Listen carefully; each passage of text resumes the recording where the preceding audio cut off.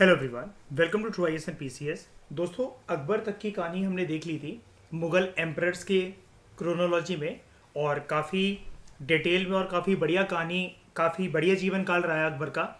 अब बात करते हैं अकबर के बेटे की और नेक्स्ट मुगल एम्परर की, जहांगीर, या जिसको बचपन में बुलाया जाता था प्रिंस सलीम। ठीक है, 1605 से लेकर 1627 तक का इसका कार्यकाल रहता है, इसका टाइम पीरियड रहता है। ठीक है, जहांगीर या फिर प्रिंस सलीम। ये बेटा किसका होता है?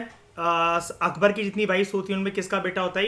ये जोधा का बेटा होता है। ठीक है, तो जोधा भाई और अकबर का सबसे बड़ा बेटा होता है जिसका नाम होता है बचपन में सलीम।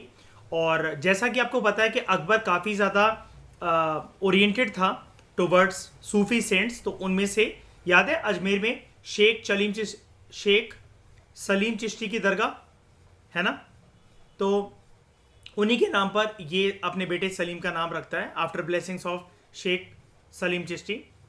जो बात ऐसी भी है, ब्लेसिंग्स मतलब क्यों, बाकी सारे रानियों के बेटे मतलब जो हैं, अब देखो जितने भी थे, मतलब बात करें अगर बैरम खान की तो उसने शादी तो कर ली थी, लेकिन वो बेटा उसका पहले से ही था, तो आप उसको ऐसा तो नहीं बोलोगे कि वो अकबर की पैदाइश है। अकबर के साथ ना ऐसा बोला जाता है कि एक बार की बात है, और एक बार की बात है जैसे जो एक सूफी संत थे ना, अकबर से नाराज थे, अकबर के पॉलिसीज से वो वाकिफ नहीं रखते थे कि अकबर इतना टॉलरेंट क्यों रहा दूसरे रिलीजन्स को लेकर। तो कहते हैं कि अकबर को एक बार ही कोसा गया था और अकबर की औलादें नहीं हो रही थी, और बड़े टाइम तक जोधा की कोई संतान नहीं थी। तो अकबर ने बहुत ज़्यादा मिन्नतें मांगी थी, बहुत ज़्यादा यहाँ पर क्या कहते हैं हाजिरी लगाई थी शेख सलीम चिश्ती की दरगाह पर। उसके बाद जाकर यहाँ पर अकबर के जोधा के बेटा होता है सलीम। ये है, इसलिए यहाँ पर लिखा हुआ है ब्लेसिंग वाली बात। ठीक है, तो ही रिवोल्टेड अगेंस्ट अकबर, अकबर के खिलाफ इसने बगावत करी, अकबर के खिलाफ इसने विद्रोह करा। अगर आप यहाँ पर आओ, ये देखो अबुल फैजल के बारे में अगर आप पढ़ोगे, और अबुल फैजल या अबुल फैजल और अबुल फैजली जो दोनों थे, वो किसके बेटे थे? वो एक इंटेलेक्चुअल था इनके कोर्ट में, शेख मुबारक है ना, उसके बेटे थे। ओके, डायरेक्टली आप इसको देखो, अबुल फैजल अबुल फैजी इसके बेटे थे शेख मुबारक के। अगर हम लोग बात करें यहाँ पर इधर अबुल फैजल के बारे में, जिसने एनाय अकबरी लिखी थी, अकबरनामा लिखी थी, बाद में इसने मुगल इंपीरियल आर्मी को भी लीड करा था जब डेक्कन में अकबर का मकसद था मुगल एम्पायर को फैलाना। लेकिन इसका मर्डर करा गया था बीर सिंह बुंदेला के द्वारा। किसके ऑर्डर पर? देख रहे हो,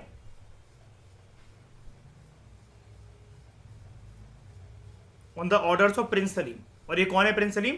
जहांगीर की बात हो रही है, जिसके बारे में हमने टॉपिक स्टार्ट करा है। ठीक है, तो यानी कि बागी तो हो गया था अकबर के अपने बाप के शहनशाह हिंदुस्तान के नवरत्न को मरवा डाला, तो बागी तो है ही ना, मन के अंदर बगावत तो है ही ना।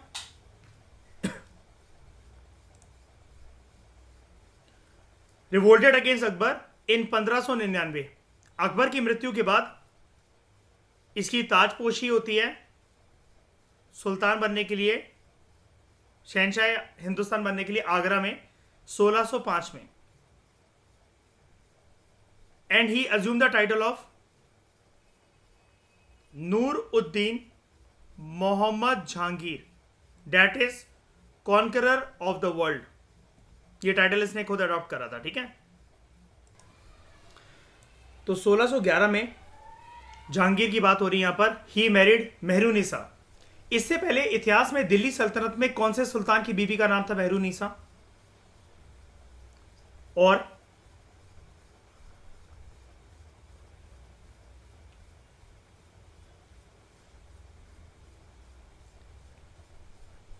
अलाउद्दीन खिलजी की बीवी का नाम था। ठीक है, और अलाउद्दीन खिलजी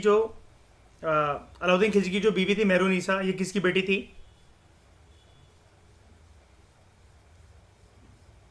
जलालुद्दीन खिलजी की। ठीक है, उसके चाचा की बेटी थी, है ना। तो he married Mehrunisa, widow of Sheikh Sher Afghani, मतलब विधवा थी, उससे शादी कर ली थी इसने। He gave her title of Noor Jahan. बहुत सुंदर मानता था इसे, और बहुत गोरी चिट्टी सी थी ये। She was so fair that he gave her title नूर जहां latest light of the world. Jahangir ना इसकी तारीफ में एक बार ये लिखता है या आई थिंक लिखवाता है, मुझे नहीं पता, लेकिन एक लाइन लिखवाता है या लिखता है, कुछ बोलता है, और हो सकता है इसके कोर्ट पोएट ने या फिर किसी उसने जो इसके क्रॉनिकलर्स होते थे इनके कोर्ट में उसने कंपाइल करी हो. कहता था अगर हर जगह अंधेरा छा जाए और रोशनी ना हो, सिर्फ मेरी मेहरुनिसा को बिठा दिया जाए किसी कमरे में, तो वहाँ उजाला ही उजाला हो जाएगा, इतनी गोरी है वो. ठीक है. And her father Ghiyas Beg was given the title of Itimaduddaula. Itimaduddaula. ठीक है. ये किसके पापा की बात हो रही है? मेहरुनिसा के पापा की. ठीक है. नूर जहां के पापा की. और ससुर जी दामाद जी को क्या टाइटल दे रहे हैं? नहीं, हर अच्छा इसके दामाद जी को, ये ससुर जी को टाइटल मिला था. Her father Ghiyas Beg was given the title of Itimaduddaula. ये दामाद जी ने दिया था ससुर जी को, मतलब नवाजा था टाइटल से.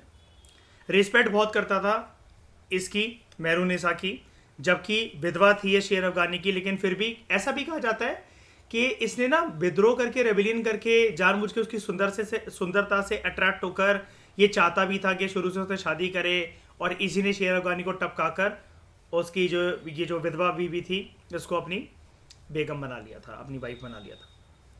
नूर जहां लेकिन इस जो थी ना, इसकी हरकतें कुछ कुछ वैसी ही थी. दिल्ली सल्तनत में ओनली फीमेल सुल्तान कौन सी?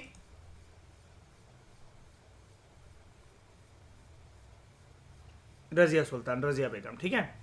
मैंने आपको बताया था ना उसका कैरेक्टर ठीक नहीं था, काफी लोग कहते थे, है ना. तो नूर जहां जो है, she had great influence on Jahangir's life. जब ब्रिटिशर्स आते हैं ना, याद है जहांगीर के कोर्ट में आए थे ब्रिटिशर्स परमिशन मांगने फैक्ट्री वगैरह स्टैब्लिश करने के लिए. ऐसा भी बोला जाता है हिस्टोरियंस के द्वारा कि इशारों इशारों में इसके आंखों से बातें हो गई थी उससे, और उसने अच्छी अच्छी अंगूठियों का डिब्बा नूर जहां को दिया था, और इसी ने रात भर जहांगीर को मनाया था और अगली सुबह परमिशन दिलवा दी थी फैक्ट्री स्टैब्लिश करवाने के लिए. ये जो क्रॉनिकलर्स वाली जो उनकी बुक होती है ना, जो क्रॉनिकलर्स लिखते थे इनके बारे में, जैसे अकबर नामा, हुमायूं नामा, जहांगीर नामा, उनमें इतनी डिटेल में ये सारी बातें लिखी होती हैं. अब खुद अभी आप मत पढ़ने बैठ जाना, वो फ्री टाइम में पढ़ी जाती हैं, कि जब आप लाइफ में कुछ ना कर रहे हो, या फिर अभी आपकी यूपीएससी की तैयारी स्टार्ट करने में टाइम हो, या तैयारी आप कर चुके हो, आपका एग्जाम निकल चुका हो, फिर आप पढ़ो. ठीक है. मेरे पास कॉलेज में हिस्ट्री रही है 3 साल, इस वजह से मतलब मैंने ये सब कुछ पढ़ा हुआ है उधर लाइब्रेरी में. तो Noor Jahan had great influence on Jahangir's life and dominated the royal हाउस होल्ड and set new fashions based on Persian traditions. नई नई चीज़ें से इंट्रोड्यूस करवाना शुरू करवाई. घर का नक्शा चेंज करवाया, जाली वर्क का काम करवाना शुरू करवाया, पर्दे चेंज करवाए, कारपेट चेंज करवाए, महल चेंज करवाया, टाइल्स उसकी चेंज करवाई, और खाना पीना, बर्तन वगैरह, किचन कैसा होगा, और जो मॉन्यूमेंट्स हैं, मॉन्यूमेंट्स इन मतलब घर के अंदर ही, मॉन्यूमेंट्स नहीं कहना चाहिए, घर के अंदर जो कुछ कुछ कमरे बने हुए हैं, वो कुछ खास कमरे कैसे बनवाने हैं, बहुत कुछ मतलब हाँ, ये इंटीरियर डेकोरेशन बहुत ज़्यादा इसका इन्फ्लुएंस रहता था उसके अंदर. और बहुत सारे जहांगीर को बताती भी थी कि जब तो मॉन्यूमेंट्स वगैरह बनवाओगे तो उसके अंदर मुझे ये डिज़ाइन चाहिए, ये आकृति चाहिए, ये शेप चाहिए, ये कलर चाहिए, इतनी हाइट का चाहिए, इस जगह पर चाहिए. बहुत ज़्यादा उसका ब्रेन वॉश करती रहती थी. ठीक है. She encourage Persian art and culture in the court, जैसा कि मैं आपको बता रहा हूँ इंटीरियर डेकोरेशन वाली बात. She was given the status of Padshah Begum and was the only women in Mughal darbar. पूरे कोर्ट लगता था ना जहांगीर का, वहां पर कोई आ नहीं पाता था. तभी तो मैं कह रहा हूँ इशारों इशारों से आपके मन में आया होगा कि ये सर क्या फालतू बातें कर रहे हो, इशारों इशारों से वो अंग्रेज से कैसे बातें हो सकती हैं. जैसे किसी को भी आप जानते हो मुगल रॉयल कोर्ट में जैसे आना है, तो एक पर्सन होता था वहां पर जो कि अनाउंसमेंट करता था, है ना, कि सुल्तान हिंद दीवाने खास में तशरीफ़ ला रहे हैं, दीवाने आम में तशरीफ़ ला रहे हैं, या ये फलाना पर्सन जो है अब ये सुल्तान से मिलने आ रहा है ना. ये ठोक ठोक के कदम रखते रखते कितनी से भी कितनी गंभीर बातें चल रही हो, कोई भी बैठा हो, ये वहाँ पर आ जाती थी। चलो उठो, मेरे साथ टाइम स्पेंड करने चलो, चलो उठो शरबत पीते हैं, चलो उठो मेरी ये फरमाइश पूरी करो। और ये मैं मजाक में नहीं कह रहा हूँ, सच्ची इसका एटीट्यूड ही, रवैया ही ऐसा था। ये क्रॉनिकलर्स हमें बताते हैं। एकदम से उसको गहरा से गहरा मुद्दा चल रहा हो, कुछ भी चल रहा हो, ये उसको उठाकर ले जाती थी। अब अकबर तो रानी अकबर होता तो अपनी डॉटर इन लॉ पर इस तरह की हरकत करने के पीछे, और कहते शहनशाह हिंदुस्तान से वो बात कर रही है, जब वो किसी इंपॉर्टेंट लोगों से बात कर रहे हैं तो उसको नहीं आना चाहिए, ऐसा तो डांट लगाती। लेकिन अब ये खानदान में बूढ़े बुजुर्ग तो रहे नहीं थे, तो बहुत चलाती थी, अपनी बहुत मनमानी करती थी। ठीक है, तो she was given the title of Patshah Begum and was the only women in the Mughal darbar, यानी कि जो रॉयल कोर्ट था ना उसमें बैठती थी। और वो भी बिना उसके, याद है जैसे रजिया सुल्तान से मैं इसको कंपेयर आपको शुरू में करवा दिया, वो क्या वेल पहनती थी, हिजाब पहनती थी, चेहरे को ढकती थी किसी चीज़ से, जाली वगैरह से नहीं, ये भी ऐसी थी, ये चेहरे को ढक वक कर भी नहीं आती थी। और उलेमा इसकी भी हरकत से खुश नहीं होते थे, और उलेमा कहते थे जहांगीर को कि तुमने अपनी औरत को सर चढ़ा रखा है, अपनी बीवी को सर चढ़ा रखा है। जो है कॉइन्स जो है सिक्के जो मिंट करेगा, they were struck in her name and all royal farmans also had her name. जब भी ये बहुत अजीबोगरीब बात है, अभी आगे चलकर आपको पता ना इनके रिश्ते पर्शियन रूलर्स, क्या नाम था उनका, सफाविद रूलर्स के साथ बड़े अच्छे रहे हैं। अब जब सारे के सारे फरमान इसके नाम पे जा रहे हैं ना, बड़े सारे राजाओं को समझ में भी नहीं आता था ये कौन भेज रहा है। हमने तो मुगल कोर्ट में ये दस्तावेज भेजे थे, इसको दोबारा काउंटर साइन करके ये पातशाह बेगम कौन है, ये मेहरुनिसा कौन है, ये नूरजहां कौन है। और जहांगीर की बुराई ना इस वजह से भी शुरू हो गई थी। देखो क्या होता है, अगर आप एडमिनिस्ट्रेटर हो, मान लो मयूर, ठीक है, आप कैबिनेट सेक्रेटरी हो, या मान लो कि मैं प्रधानमंत्री हूं, अब मैं हर चीज़ ना अपनी बीवी के नाम पर पुचकारते पुचकारते करते जाऊं, सारी स्कीम उसके नाम पर, सारी योजनाएं उसके नाम पर, जितने भी गवर्नमेंट डॉक्यूमेंट साइन हो रहे हैं वो उसके नाम पर, जितनी भी इमारतें बन रही है वो उसके नाम पर, जितने हाईवे बन रहे हैं वो उसके नाम पर। तो श्रेया, आपको नहीं लगता कि जनता बगावत कर बैठेगी कि हमने तो आपको इलेक्ट करा है, या आप अपनी ज़्यादा ही कुछ, बीवी की अगर सर गुलामी करनी है, तारीफ करनी है, तो वो घर के चार दीवारी में करो। ये पूरे के पूरे आपने देश में उसका ऐलान क्यों कर रखा उसके नाम का, है ना। ये चीज होती है। तो she was given the status of Patshah बेगम, और मुगल दरबार में रहने वाली इकलौती औरत। The coins were struck in her name and all royal farmans also had her name. She was a constant companion of Jahangir and even joined him in his hunting. चिपकी ही रहती थी इससे, बिल्कुल बिक्रम बेताल की तरह। ठीक है, लेकिन आप एक चीज देख पा रहे हो, आपकी नजरों में ना जहांगीर अब कुछ भी नहीं रह गया होगा, क्यों शाइनी, है ना मयूर। जब सब कुछ ही ये कंट्रोल कर रही है श्रेया, तो जहांगीर अगर कोई भी हरकत कर रहा है तो उसके पीछे परछाई तो हमें नूरजहां की ही तो देखने को मिल रही है, क्यों श्रेया, है ना। तो अब इसको हम सिर्फ पढ़ लेते हैं, श्रेया इसकी इज्जत नहीं करेंगे लेकिन, ठीक है। तो lot of members of our family benefited from this alliance also. Obvious सी बात है भाई, मायके वालों को खुश क्यों ना कराया जाए, है ना। मायके वालों के काम तो करवाना ही चाहिए। तो a lot of members of our family benefited from this alliance. She got high positions for her father. बनवा दिया उसको चीफ दीवान, भाई को, साले साहब को, असफ खान को। He was appointed as Khan i Saman. 1612 में असफ खान की जो बेटी थी Arjumand Banu Begum, later known as Mumtaz, किसकी बीबी बनी है, शाहजहां की। Married Jahangir third son prince Khurram Shahjahan. और मैडम भी कम नहीं थी, खानदान तो वही है ना, जड़ तो वही रहेगी, मैडम भी कम नहीं थी। शाहजहां से बोलती थी तुम्हारे बाप ने देखो क्या बनवाया, उनके लिए क्या क्या करवाया, मेरे लिए तुम एक छोटा सा ताजमहल नहीं बना सकते। प्राण निकल गए थे शाहजहां के। लेकिन वो अलग बात है, वो तो मैं आपसे मजाक में कह रहा हूँ, उसने उसके मरने के बाद बनवाया। लेकिन वो फिर भी एक आइडिया देती रहती थी, जैसे हमें तो यही बचपन से पढ़ाया जाता ना कि शाहजहां जो है उसने मरने के बाद वो कुछ ऐसी ही उसको चीज़ दी। लेकिन मुमताज़ उससे कहती थी कि हमारे प्यार की निशानी आप ऐसी रखना कि जिसको कोई भी पीढ़ी आ जाए आने वाले टाइम तक वो याद रखे, हमारा एक लव सिंबल ऐसा होना चाहिए। ठीक है।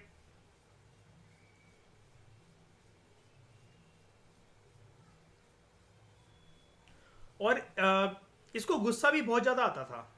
ये मैं मुमताज़ की बात कर रहा हूँ, मुमताज़ गुस्से वाली भी बहुत थी। अब शिला मुझसे मत कहना, आप तो थे ना वहाँ। मैं सोच समझ के ही कोई भी बात बता रहा हूँ, ठीक है।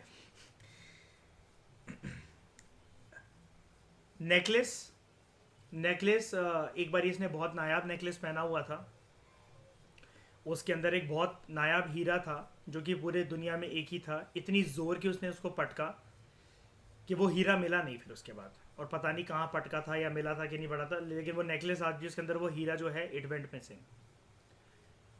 ये वाली चीज़ जो मैं आपको बता रहा हूँ ना, ये आप इनफैक्ट एक मूवी से भी वेरीफाई कर सकते हो, धूम 2 से।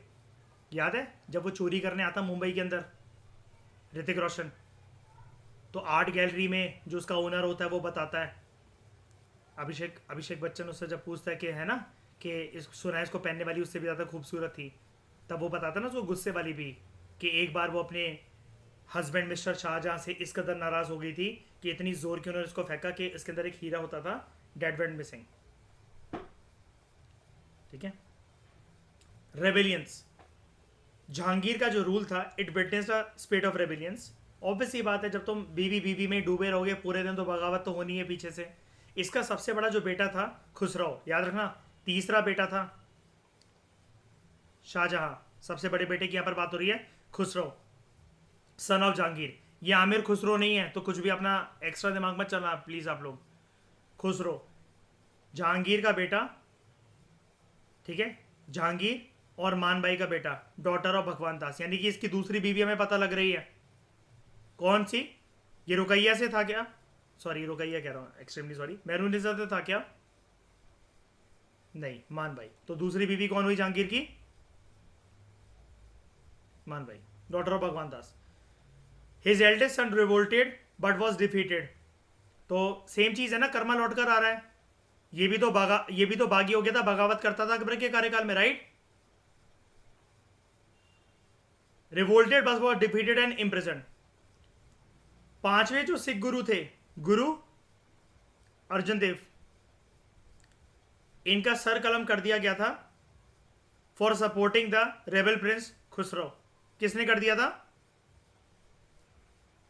जहांगीर ने।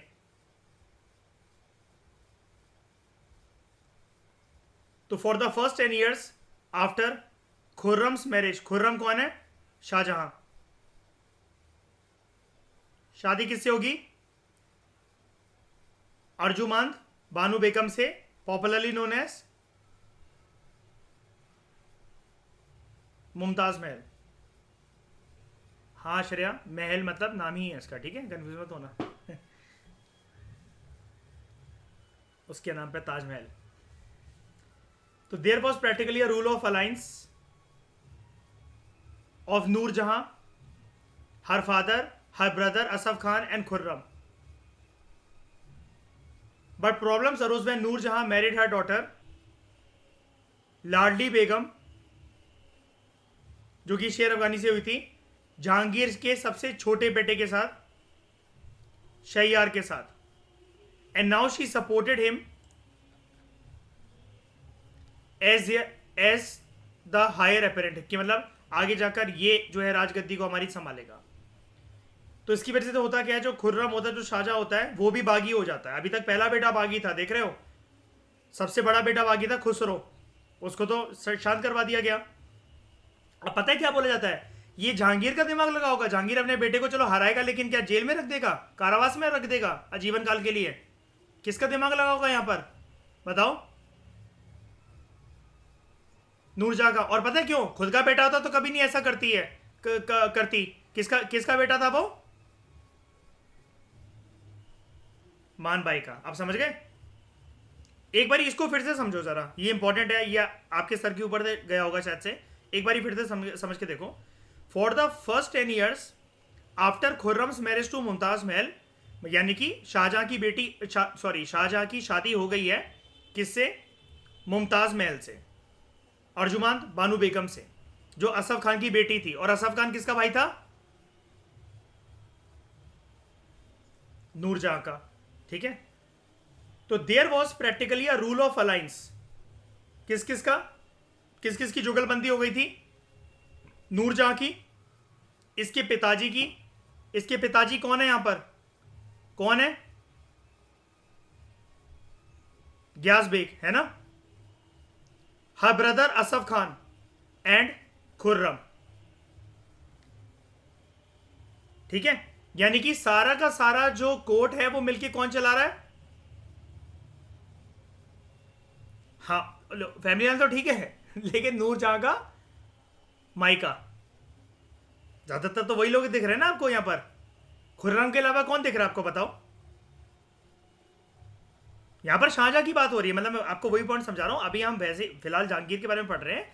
ये वाला पॉइंट डॉट बनाकर आपको शाहजहां की तरफ लेकर जा रहा है एक बार के लिए। आगे हम वैसे अभी पढ़ने वाले हैं शाहजहां के बारे में। कहां गया ये शाहजहां, अभी हम अलग से पढ़ने वाले हैं इसके बारे में, लेकिन ये वाला पॉइंट समझने की कोशिश करो। लेकिन अब अच्छा एक बात बताओ, अब ये एक ही खानदान के सारे लोग हैं, कोई लड़ाई झगड़ा तो नहीं होना चाहिए ना? वैसे नहीं होना चाहिए ना? नहीं ना। लेकिन अब दिमाग किसका ज्यादा चलता था यहां पर पूरे की पूरी मुगल पॉलिटिक्स में? इस टाइम पर कौन हर कुछ आबाद या बर्बाद करने की दम रखता था? Nur Jahan. Problem arose when Nur Jahan married her daughter Ladli Begum, Ladli Begum by Sher Afghani. अब आप कहोगे इसकी बेटी कहां थी भाई?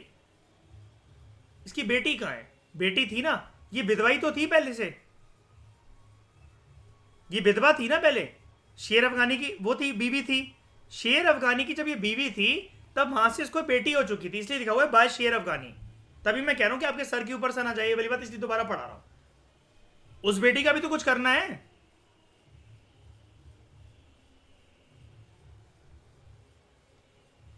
शेर अफगानी के साथ जो मिलकर जो बेटी हुई है, तो टाइम तो काफी स्पेंड हुआ है।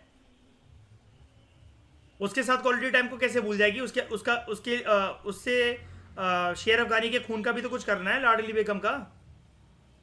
इसने उसकी शादी जहांगीर के सबसे छोटे बेटे शैयार के साथ करवा दी। प्रैक्टिकली दोनों वैसे क्या है?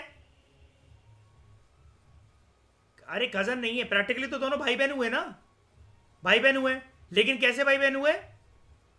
हाफ ब्रदर हाफ सिस्टर, है ना, जिसका मैंने बताया था एक माँ कोई और होता है, एक बाप कोई और होता है। लेकिन आप जानते हो ना, मुसलमान शासन में तो सब कुछ चलता है भाई बहनों में शादी करवा देना। लेकिन कोई रियल ब्लड तो नहीं है, क्लोज ब्लड भी नहीं कह सकते हैं। शेर अफगानी का खून अलग है, जहांगीर का खून अलग है। जहांगीर के सबसे छोटे बेटे के साथ शादी करवा दी इसने, शैयार के साथ। और शैयार इसकी पैदाइश नहीं था नूरजहां की, वरना अगर ये भी इसकी कोख से निकली होती लाडली बेगम और ये भी निकला होता तो नहीं करवाती। लेकिन फिर भी यहां पर सगे भाई बहनों में भी ऐसा, मैं मुगल एम्पायर की बात नहीं कर रहा, मुसलमान शासन की बात कर रहा हूं, ऐसा हो जाता था कभी कभार। लेकिन बहुत क्लोज शादी हो जाए ये तो ऐसा होता ही होता था 99%, 95% टाइम्स, 90% टाइम्स। ठीक है, खैर छोड़ो, कौन कितने शादी कर रहे हैं उस डिबेट में नहीं है, लेकिन हम एक बात को समझने की कोशिश कर रहे हैं। शेर अफगानी से नूरजहां के जो संबंध बने थे, शादी जो हुई थी, उसके साथ जो बेटी हुई है लाडली बेगम, वो शादी उसकी जहांगीर के सबसे छोटे बेटे शैयार के साथ करवा देती है। And now she supported him as their apparent heir. किसको सपोर्ट कर रही है? शैयार को। जबकि जहांगीर का कौन सा बेटा मुगल सुल्तान बनने के लिए रेडी हो रहा है? शाहजहां, खुर्रम। तो ये कितनी हरामजादी थी, ये सोच के देखो।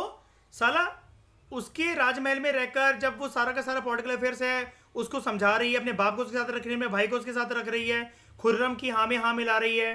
मुमताज भी तो बहुत क्लोज है इसकी, है ना, इसके भाई की बेटी तो है, इसके भाई की बेटी ही तो है।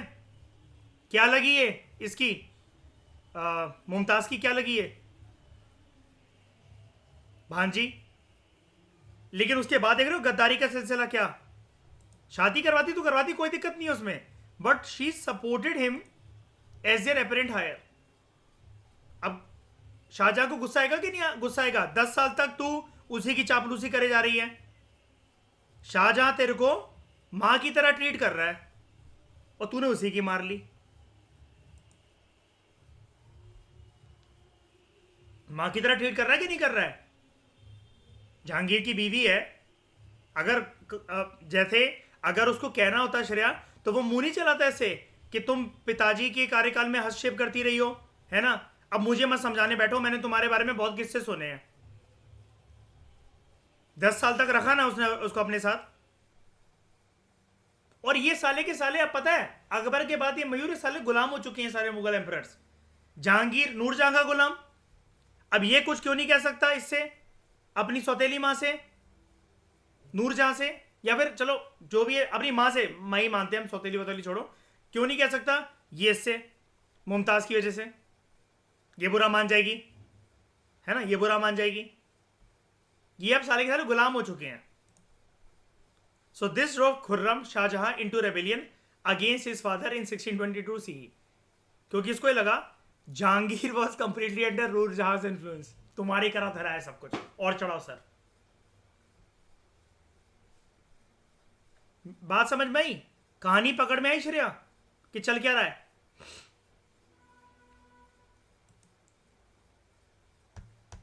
शाइनी समझ में आया? श्रेया, गौरव, आशिमा, क्लियर है?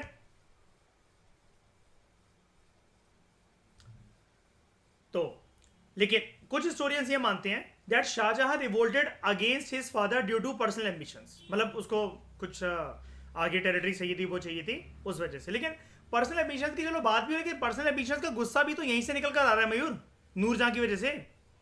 इसको भी तो नजरअंदाज नहीं कर सकते हैं लोग। मान लो जब हिस्टोरियंस कह रहे पर्सनल एम्बिशन होंगे, ठीक है भाई, लेकिन वो एकदम से ये बागी बागी वाली जो फीलिंग है, बगावत करने की जो टेंडेंसी है अंदर से कहां से आ रही है? इसकी वजह से उसको पता है कि भाई नूरजहां ने अगर सब कुछ कंट्रोल करके रख लिया, हम तो कहीं के नहीं रह जाएंगे, हमें तो भीख मांगनी पड़ेगी। ये तो किसी की सगी नहीं है।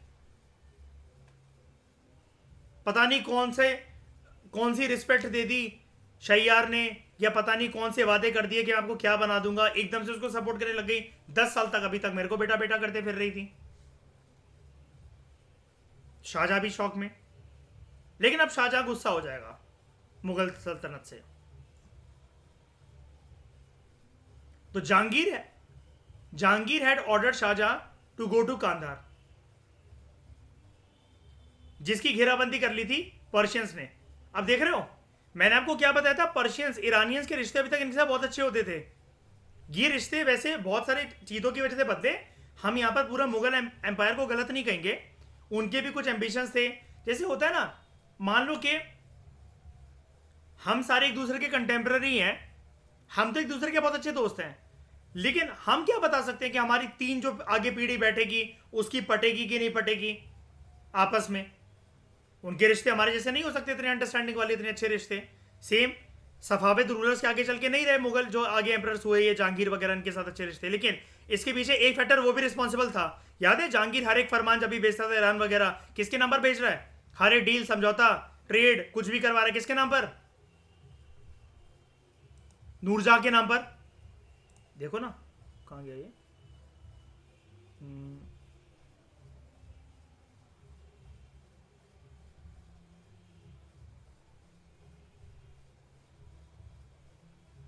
ये देखो, the coins for struck her name and all royal farmans also had her name.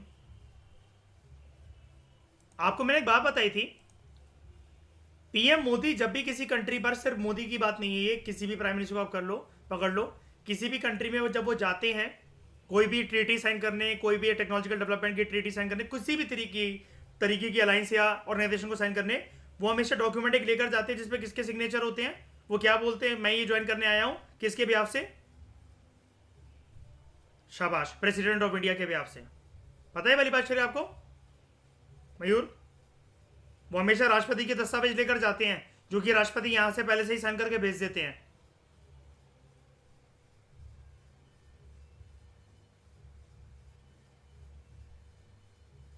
समझ रहे हो?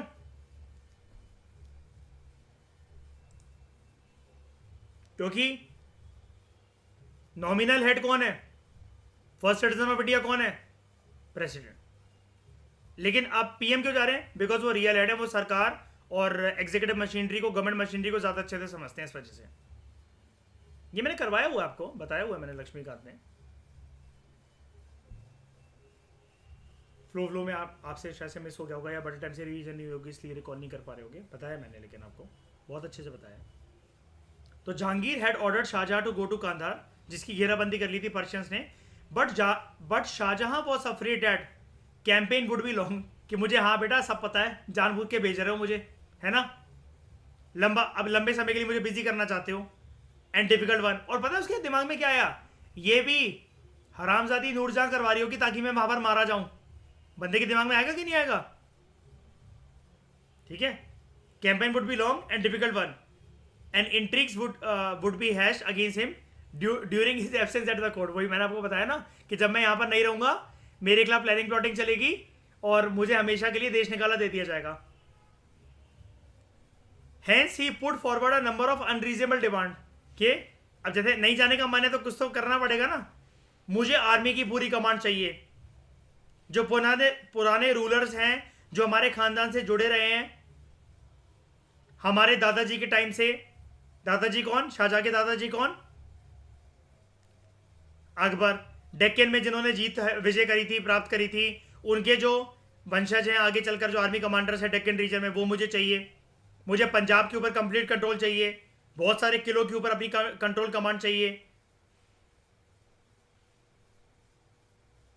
बट गया फिर भी, लेकिन he was defeated by the forces led by Mahabat Khan. और महाबत खान कौन है, किसकी साइड से लड़ रहा है, Persian rulers. However, this rebellion kept the empire distracted for 4 years, 1626 तक। और इससे 100 साल पहले 1526 में क्या हुआ था,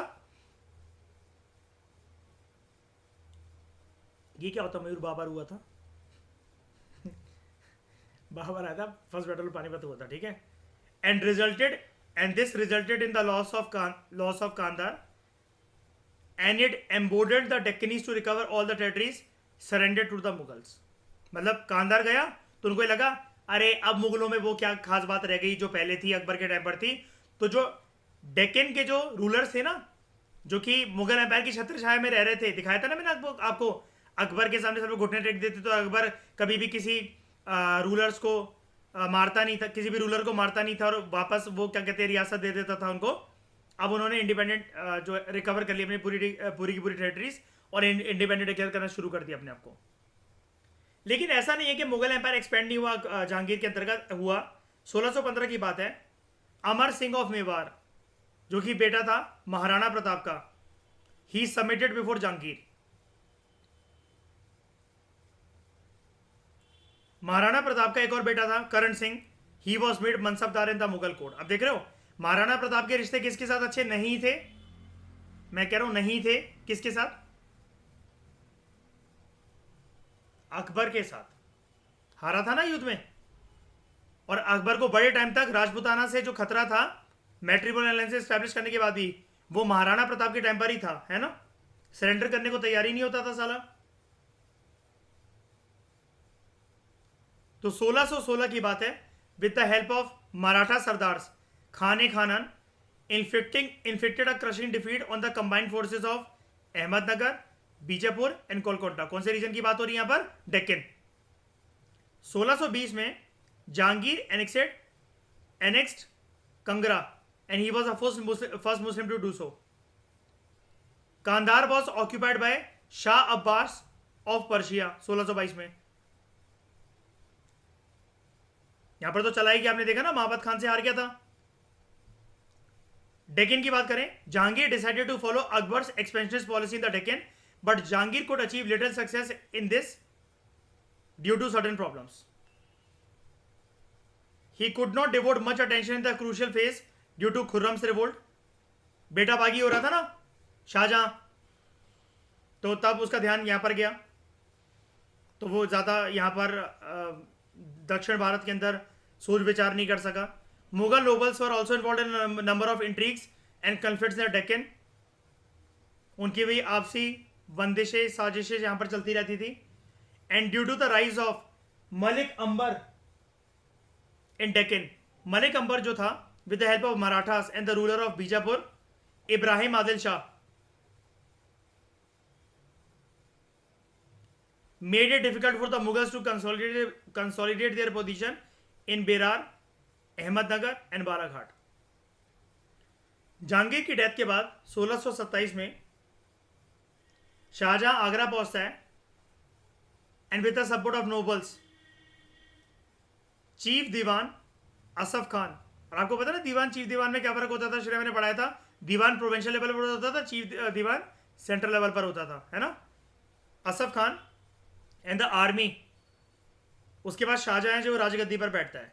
नूर जहां was given a pension and she lived a retired life till her death 18 years later. कि माता जी आपको बख्श रहे, आपको सालाना इतनी पेंशन हम देते रहेंगे, कृपया आप हमारी नजरों से दूर हो जाए, वरना हम आपकी आंखें निकाल के गोटियां खेल लेंगे उससे। फिर ये चुपचाप चलेगी, देखो फिर कुछ नहीं बोला इसने, माइका वाइका सब गायब हो गया एक ही बार में। British visited Machilipatnam, port of Masulipatnam, है ना, जहांगीर के कार्यकाल में। कैप्टन विलियम हॉकिंस याद है 1608 से 1611 में, और captain Thomas Roe 1615 to 1619, they visited Jahangir court. ये जहांगीर के कार्यकाल में आए थे। यानी कि अंग्रेज यहाँ पर जो परमिशन लेने आ रहे हैं, ब्रिटिशर जो आ रहे हैं यहाँ पर, तो वो किसके कोर्ट में आए?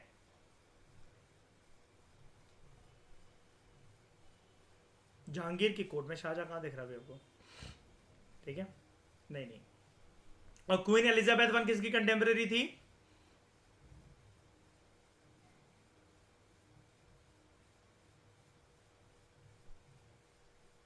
अकबर की। जहांगीर की भी छोटा था भले, लेकिन क्या जी नहीं रहा था। Thomas Roe got the farman permission for setting up an English factory at Surat. ठीक है, first factory, right. Jahangir had a chain of justice hung outside his palace. इसका मतलब क्या है? मतलब ये कहने का तरीका है, मतलब मुगल एम्पायर में जहांगीर के टाइम पर न्याय हर जगह हमें देखने को मिलता था। Jahangir mostly lived in Lahore and he forbid the killings of animals for food on Tuesday and Friday. ये वाली चीज इसने इसके पिताजी ने भी करी थी, याद है? ही रोट, जहांगीर ने क्या लिखा? तुजुक आए जहांगीरी, इसकी ऑटोबायोग्राफी। अकबर की ऑटोबायोग्राफी क्या है? श्रेया थप्पड़ पड़ेगा। अकबर की ऑटोबायोग्राफी है वो। मैंने ऑटोबायोग्राफी पूछा, अकबर पढ़ा लिखा था? कितने प्यार से वीडियो दिखाई, जोधा की आंखों में आंसू आ जाते हैं, है ना, कि तलवार ने और युद्धों ने कभी हमें कलम पकड़ने का मौका नहीं दिया। सारे मिला दो, सारे खानदान को एक साथ। ऑटोबायोग्राफी कुछ नहीं अकबर की। छुप छुप के भी तो नहीं लिख सकता था श्रेया। लिखना ही नहीं आता था। मतलब बात ये, मैं छुप छुप के इसलिए कह रहा हूं कि ये भी तो बोल सकता था कि मैं रातों को लिखता था। कैसे लिखता था भाई? सीधी लकीर तो खींच के दिखा दे। हाँ, अकबर अच्छा लगा ना आपको? तो इससे क्या एंड मिलती है शाइनी? शौहर भले ही पढ़ा लिखा मत ढूंढो, लेकिन ऐसा ढूंढो जो शहनशाह हिंदुस्तान बनने का ख्वाब रखता हो। स्कूल ना गया हो कभी, कोई टेंशन नहीं। ठीक है, अकबर का टीचर कौन जो उसको पढ़ाने आता था?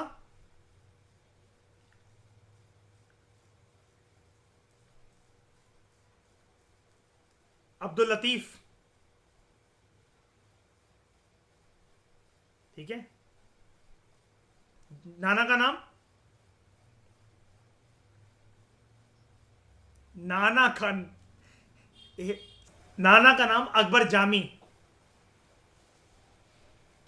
मम्मी कौन? हामिदा बानो बेगम, सूफी की बेटी। तो he wrote Tuzuk I Jahangiri autobiography in Persian in which he described his drinking habit. मैंने आपको एक चीज बताई थी ना, जो रुकैया बेगम थी वो बचपन से ही इसको हल्का हल्का डोज अफीम का देती रहती थी, नशे वगैरह में काफी ज्यादा इन्वॉल्व रखा है इसने। और जो नशे में इन्वॉल्व होता है फिर वो शराब के साथ साथ शबाब को भी पकड़ ही लेता है। ड्रिंकिंग हैबिट है, ड्रग्स की हैबिट है, तो लड़कियों की भी हैबिट लग जाएगी इसको। He also patronize valuable dictionary Farhang i Jahangiri. During his time Abdul Hamid Lahori wrote Padshahnama and Khafi Khan wrote Muntakhab ul Lubab. Muntakhab ul Lubab. He also patronize many scholars like Ghiyas Beg, Naqib Khan, Nematullah. Art and architecture की बात करें जहांगीर के कार्यकाल में, याद है आर्ट एंड आर्किटेक्चर इसकी खुद की खोज नहीं है। कौन बोलता था ये इंट्रोड्यूस करवाने को, किसने इंट्रोड्यूस करवाया भी? नूरजहां। इधर एक स्टाइल ऑफ आर्किटेक्चर की बात होगी। ये हमारा जो पहला चैप्टर है उसमें काफी डिटेल में हम लोग डिस्कस करेंगे। आर्ट एंड कल्चर की जो ये बुक है हमारी नितिन सिंघानी की, उसके अंदर पीटर ड्योरा टेक्निक, पीटर ड्योरा टेक्निक अभी के लिए आप समझो शॉर्ट में। The practice of putting up buildings in marble and decorating the walls with floral designs made of semi precious stones, इसी को कहा जाता है पीटर ड्योरा टेक्निक। ये इसी के कार्यकाल में स्टार्ट होती है। और आगे जाके जो मार्बल का जो सिलसिला है ना, आप देख लो आगे के आर्किटेक्चर सारे के सारे, ताजमहल किससे बना हुआ है? मार्बल से। और हम लोग मुगल शासन में एक ही चीज ध्यान में रखते हैं ना, फ्लोरल डिजाइन, फूल पत्तियां वगैरह ये सब जो बनी हुई हैं, ये यहां पर बनी हुई हैं।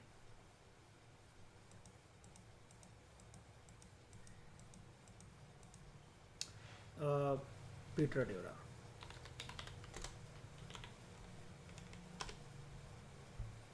क्या होता है यहां पर? It is a term for the inlay technique of using cut and fitted highly polished coloured stones to create image. मतलब आप पत्थर को फंसा के बीच में एक नकाशी देने की कोशिश कर रहे हो। समझ रहे हो मयूर? जैसे ये पत्थर पत्थर पत्थर फंस के कुछ ना कुछ आपने एक शेप दे दी इसको, लग रहा है कि पेंटिंग है। पेंटिंग नहीं है, मार्बल डिजाइन के साथ साथ एक नकाशी है। यहां पर देखो। चलो एक मिनट, एक काम करते हैं। आपने ताजमहल का इंटीरियर नहीं देखा होगा, ताजमहल को बार बार से देखते होगे, नहीं देखा ना इंटीरियर? दिखाता हूँ, ये देखो नीचे फोटोज में, चाहे वैसे भी, मतलब मैं वैसे कह रहा हूँ कि ध्यान से देखा है तो उसमें चीज़ नजर आएगी। मैं वो थोड़ी ना बोल रहा हूँ यार कि आप ताजमहल नहीं जा सकते। यहाँ कहाँ होता है यार, यहाँ तो पेनल्टी है।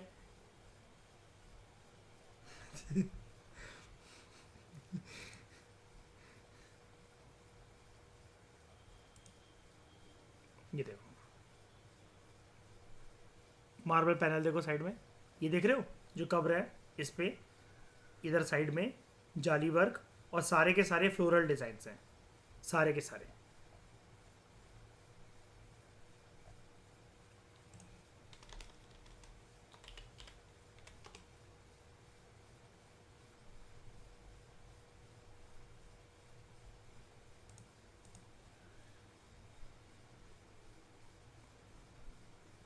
देख रहे हो है सब कुछ मार्बल, मार्बल का स्ट्रक्चर, फ्लोरल डिजाइन्स, कलर भी है। अच्छा एक बात कही जाती है, कितनी सच है कितनी गलत है ये कोई क्लेम नहीं कर सकता। शाहजहां ने क्या करा था ताजमहल बनवाने के बाद? जितने भी लेबर थे ना, उनके हाथ काट दिए थे। क्यों?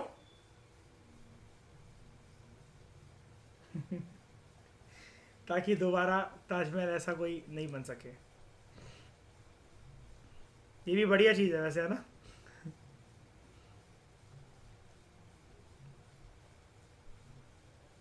पीटर डोरा, पीटर डोरा टेक्निक। तो Noor Jahan build the tomb of her father Itimad uddaula का मकबरा एट आगरा। नूरजहां कौन, किसकी बीवी? जहांगीर की। अकबर का पितृपक्ष कुछ नहीं कर रही है मयूर, अपने बाप में लगी हुई है। इतमत उद्दौला टॉम्ब एट आगरा, है ना, इसके बाप था ना।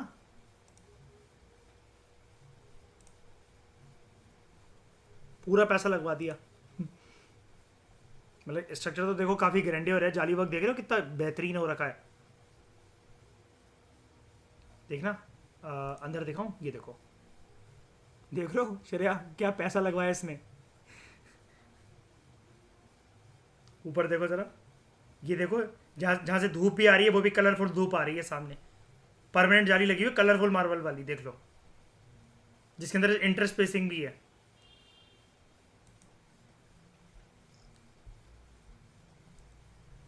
अब मुझे एक बात बताओ सच सच, जहांगीर के टॉपिक में कुछ भी जहांगीर जैसा लगा आपको? 90% कंटेंट किसका जहांगीर की इसमें टॉपिक में? नूरजहां। और शाइनी, ऐसी डोमिनेंट बनना है तुम्हें अपने हस्बैंड की लाइफ में, ठीक है? बिल्कुल। तुम अगर जो एक्टिविटी छुपे छुपे करती हो, तुम्हें उस चीज एक्टिविटी का उसके बॉर्डर पे सुल्तान बनाना उसको, और वो पकड़ा भी गया तो कोई बात नहीं, तुम्हारी सेफ्टी जरूरी है। तो Jahangir build Moti Masjid at Lahore and his own mausoleum at Lahore. अच्छा, इनका सिलसिला है ना, कल को अगर ये क्वेश्चन अगर आ जाए, एक ही आपने चेन तो देख ही ली है कि मेडिवल इंडियन हिस्ट्री में कौन से फैमिली का एक पूरा का पूरा सिलसिला रहता है कि वो अपने जीते जी अपनी अपनी मजार बनवा देते हैं, अपना ये अपना अपना मकबरा बनवा देते हैं। कौन से खानदान का सिलसिला? दिल्ली सल्तनत के मुगल एम्पायर? मुगल एम्पायर, ये याद रखना, ठीक है। तो जहांगीर ने अपना क्या बिल्ड करवाया? मोती मस्जिद। अच्छा, ये चीज आपने देखा ना, अकबर ने भी करा था, हुमायूं ने भी करा था, है ना। जब श्रेया पूछ रहे थे सर ये टॉम तो उसके मरने के बाद होता ना, जीते जी कैसे बन रहा है इसका? जहांगीर बिल्ड मोती मस्जिद।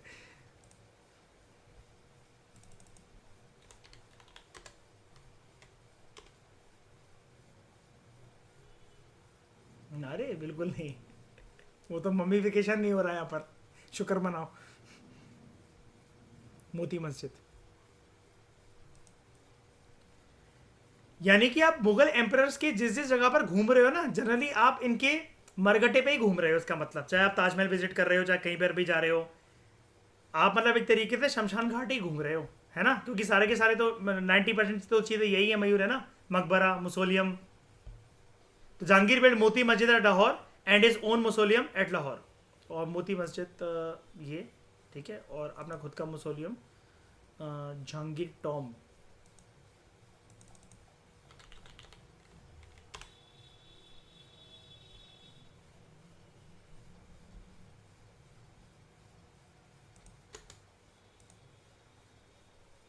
लाहौर में ये है। थोड़ा पास चल के देखिए इसको।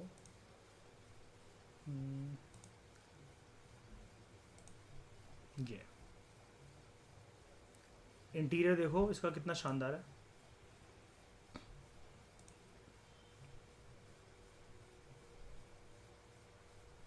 गैलरी ऐसे बना रखी है मयूर जैसे रात को घूमेगा यहाँ पर।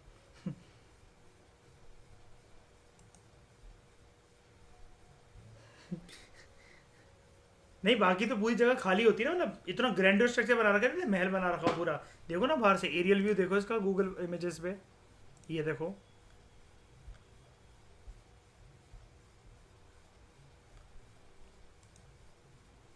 ये देखो,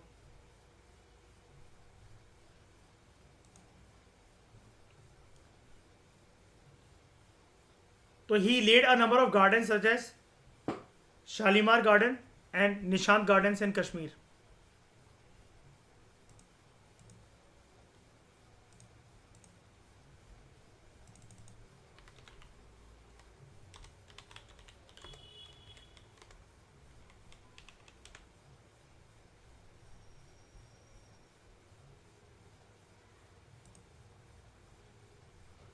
सी दिस।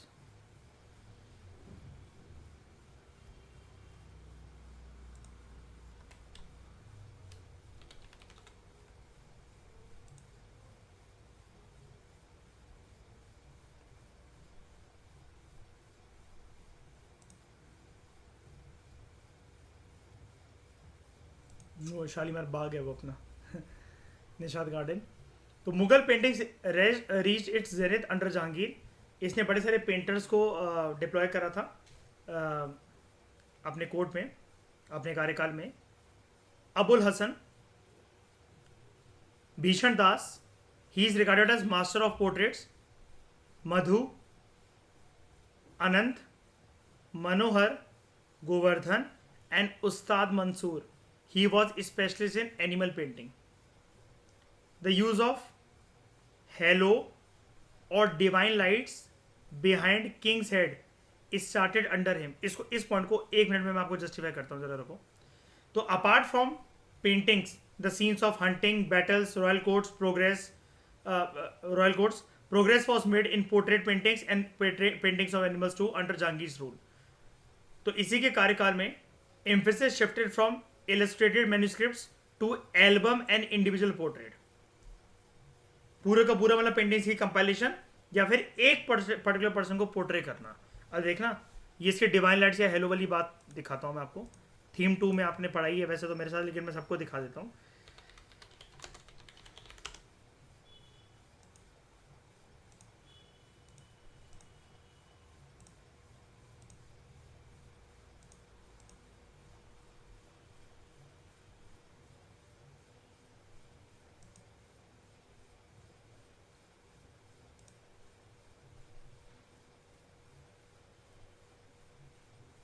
अच्छा, इन्होंने मुगल एम्पायर का चैप्टर हटा दिया यहाँ से। 5 चैप्टर थे ना, वो मैंने आपको करवाया तो था, लेकिन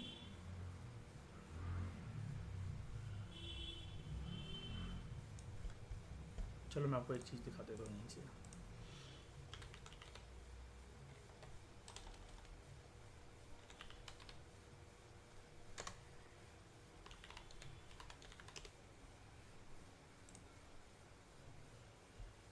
ये देखो, जितनी भी पेंटिंग्स यहाँ पर जो चलती थी,